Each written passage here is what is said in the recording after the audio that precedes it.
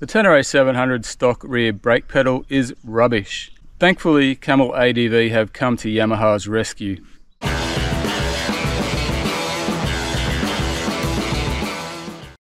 Hey guys, Josh here. In this video we're going to be having a look at another quality product from Camel ADV.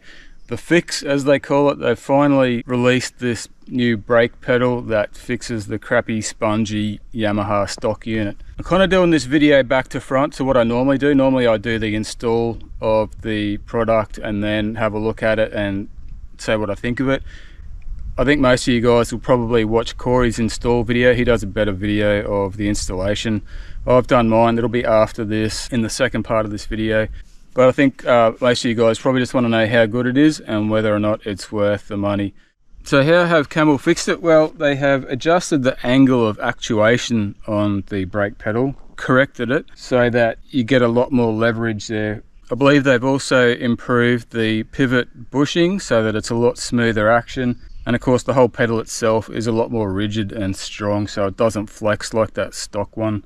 So does it work? Well, of course, yeah, it does. Camel are not in the habit of letting people down with their products, and once again, this is a quality bit of kit.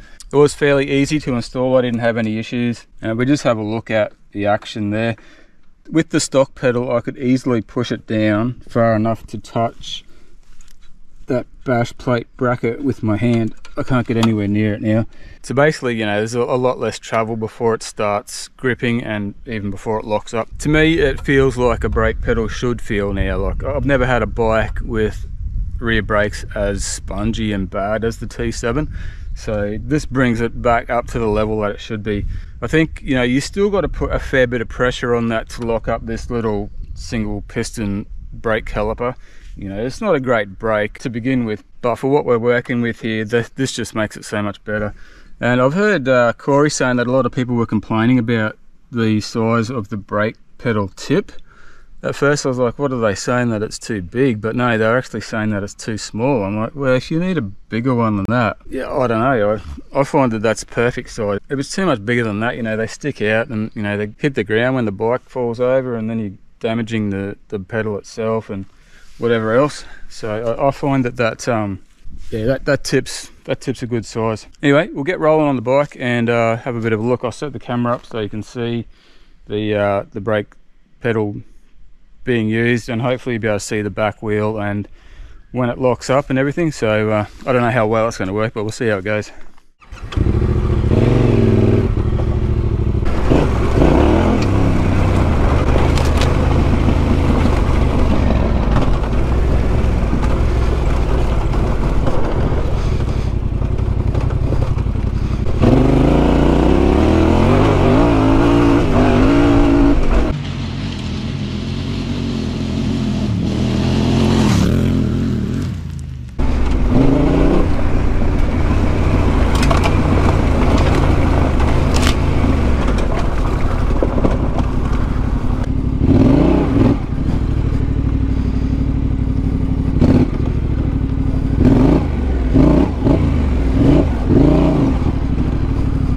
There you go. I don't know if that footage was of any help to anybody, but it was a lot of fun anyway.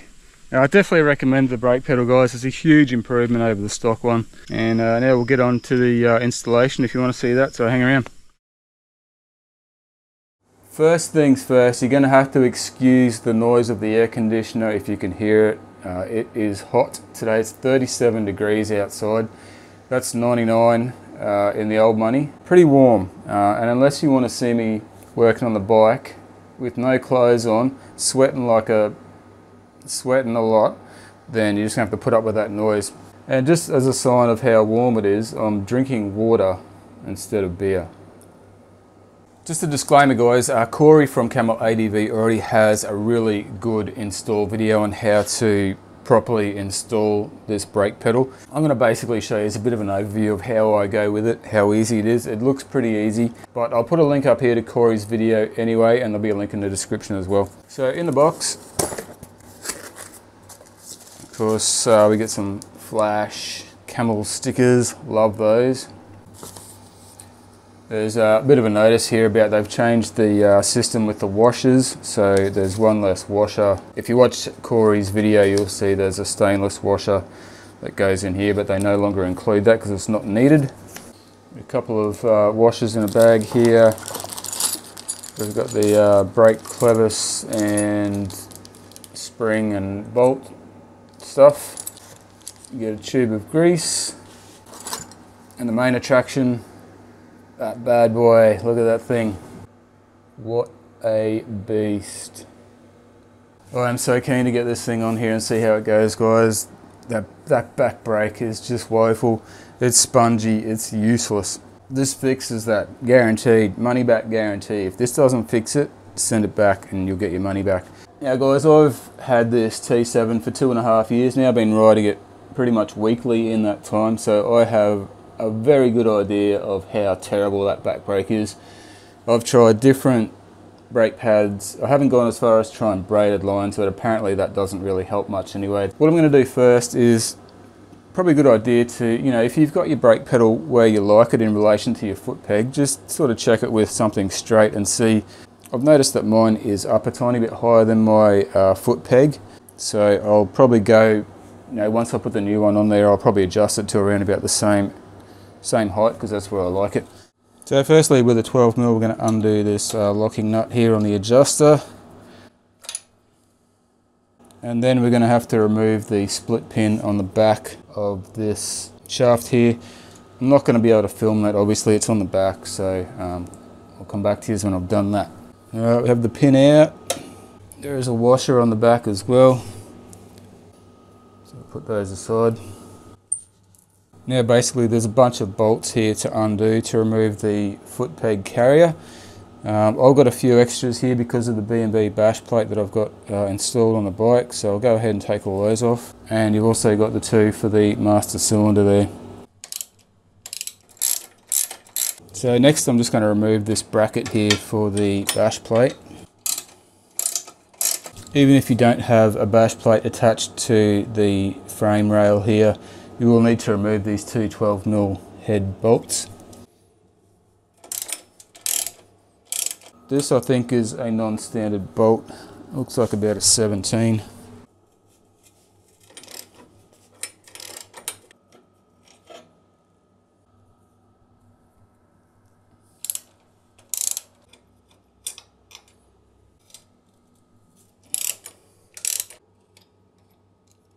Got all sorts of crap back here. Grass, weeds, lantana. I don't know if you'd be able to see it, but there's a clip back here that holds this wire in place that we need to undo.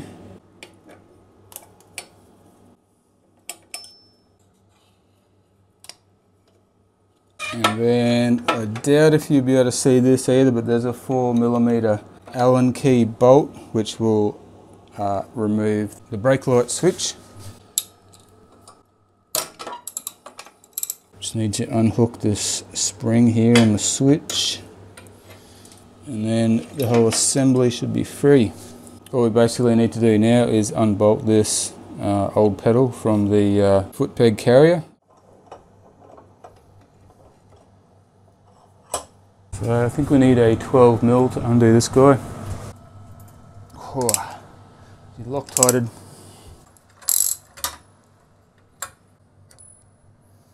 Righto, so none of this old hardware crap gets used. Camel supply all new stuff with it, but just for interest's sake, we'll put the old pedal on the scale. 384 grams for the old one, 411 grams, so at about 20 grams more or something. Totally worth it for the gains you're going to get with this one. Apparently there's a groove in here that we need to get the grease into. Not sure if you'll be able to see the groove inside there. So yeah, just going to give that all a nice good coating of grease.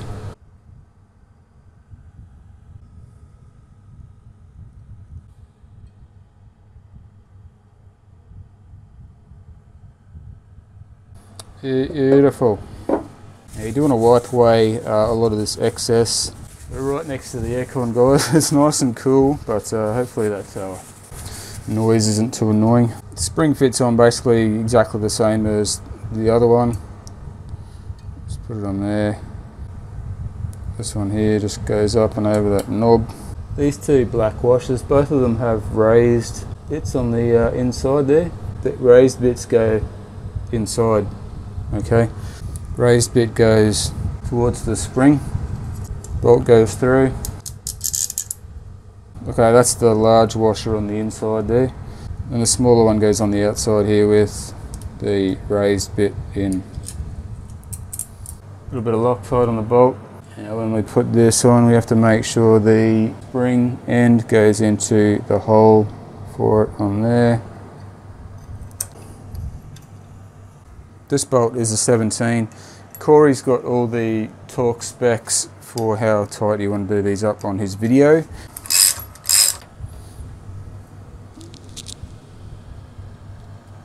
Ah, look at that action. Alright, next step, we're going to install this whole thing back onto the bike. Before that though, we're going to have to install the Camel Clevis, is it? I'm not sure. If I don't use the correct terminology, don't sue me. I don't know, I'm not that smart with all this stuff. But yeah, that just unscrews off there. Leave the lock nut on there. Grab the Camel equivalent. Looks like we are reusing the old nut. Yeah, that's got to sit in there.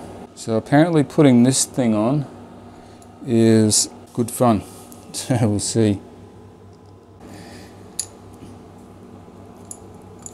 Oh, piece of cake. Yeah, because Camel have changed the angle of push on the master cylinder, obviously you have an angled clevis. So yeah, you don't want to have it facing forward, you want to have the hole towards the back. Next step is putting on the brake light switch. Little 4mm Allen head bolt, and put a bit of thread lock on him. And we also need to hook this spring back through that. I know you guys aren't able to see what I'm doing here, but as I said, check out Corey's video. It will make it all clear if you have any trouble with the technicalities. So once you've got your brake light switch on, we need to put the wire back into this little clip here, the wiring harness, and clip that up. Then basically we can start putting bolts back in. I think, yeah, we'll start with this top one. Don't forget the Loctite, of course. I wouldn't say every single bolt on your bike should be Loctited, but it is a really good idea to get into the habit of Loctiting pretty much everything that you take off. There are exceptions, of course, but yeah, Loctite is your friend. It's a good idea to get all these bolts in and located before you crank any of them down. Don't forget to replace your bash plate bracket if you have one.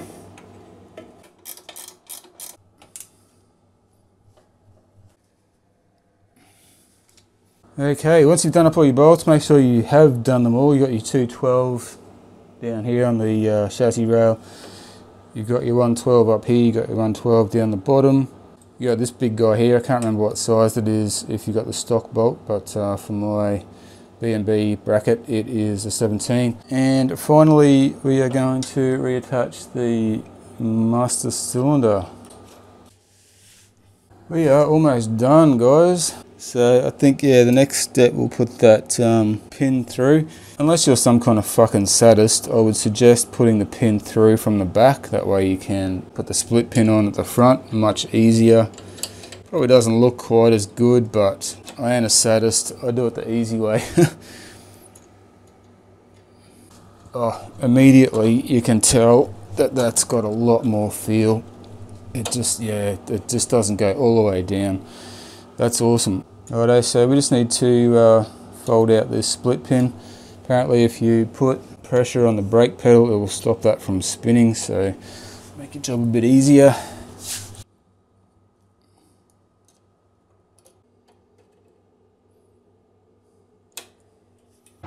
One thing I forgot, guys, and I knew there would be something, is the little washer before you put the split pin on there. So I'm going to quickly whip that off and put the washer on. So there's two things left to do, guys. Set your pedal height, make sure it's where you want it, and then after that you'll want to set the brake light switch to make sure that's coming on at the right time. We'll just grab my ruler. Oh yeah, it is up a bit, I might go down a little.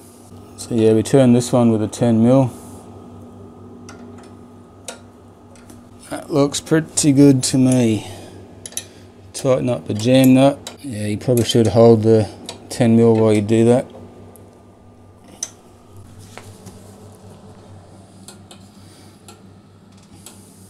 Now to me, that is how a brake pedal is supposed to feel. Well done, Camel. Thank you. Alright, let's check this brake light. So to adjust the brake light switch, there is an 8mm bolt back here that we need to undo to move this thing. I don't really know what I'm doing here. It's just going to be one of those trial and error things. Alright, we'll check that. Yeah, it's pretty tricky to get this brake light spot on, but I've got it coming on and not staying on, so that's the main thing. And that, my friends, is job done. We go through and make sure that everything is tight. We haven't missed any bolts. But yeah, other than that, done. So there you have it, the Camel ADV Fix brake pedal, guys. Definitely check it out, highly recommend. While you're there, if you haven't got yourself the one finger clutch yet from Camel, get on that. It's worth its weight in gold, that thing as well. Once again, huge thanks to Corey from Camel for sending me this gear. Love it, mate. Keep up the great work. Thanks for watching. We'll see you Mad Dogs soon.